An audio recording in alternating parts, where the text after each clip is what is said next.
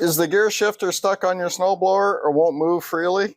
I'm going to show you how to fix that right now. Plus stick around to the end of the video and I'll show you another maintenance tip that will keep your snowblower moving freely when it comes to using it next winter. Okay, now we want to flip the snowblower up over this way so we can get access to that panel that's underneath here. So what I did was I drained some of the gas out of my gas tank because it was almost full. But if yours isn't, all you got to do is back it out of your garage, fire it up, and let it run dry. So what I did is I drained some of the gas out of the gas tank, plus I fired it up and let it run dry. Then I pushed it back into the garage. Then we're just going to pick it up and put it up over like this.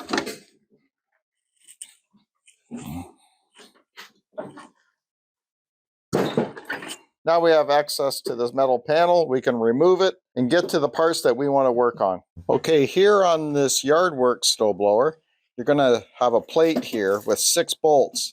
A lot of the machines are similar. Some have 4 bolts, some have 6, but you have to remove this bottom plate. So I've already taken the bolts out and we just remove it away like that. This is going to expose our gears, our drive shaft here with the pressure plate here and this rubber thing here. That what happens is when you engage the augers on your snowblower, it moves this pressure plate up here like this against this rubber wheel, and that's what drives your augers. So what we want to do is we want to cover this pressure plate here so we don't get any grease on it.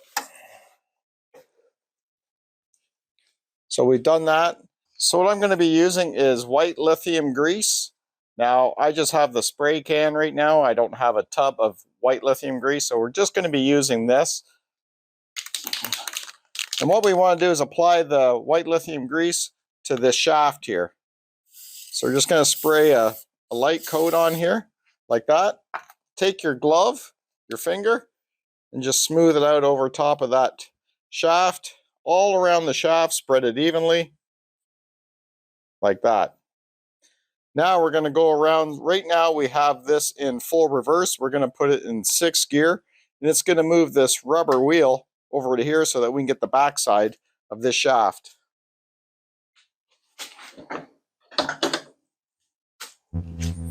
So actually I had the opposite. I had it in 6th gear, so now we moved it to reverse 2, just to move the rubber wheel over. I've already went ahead and cleaned all this shaft. I just used a bit of WD-40 and a paper towel. So we just sprayed a little bit there. Going to spread the white lithium grease all over the shaft here evenly. And make sure you stick around the end of the video because I'm going to share another tip with you that's probably even more important than this. Okay, now we're going to go to our gear shift, move it into 6th gear. You can see it's moving nice and free on that shaft. Now we want to go to this gear here and do the same thing. So we're going to spray a little bit on there. It's kind of hard to move it around with your finger because it's a spray, but if you got the grease, the white lithium grease itself that comes in a tub, you can move it around more. There, we got that all lubed up.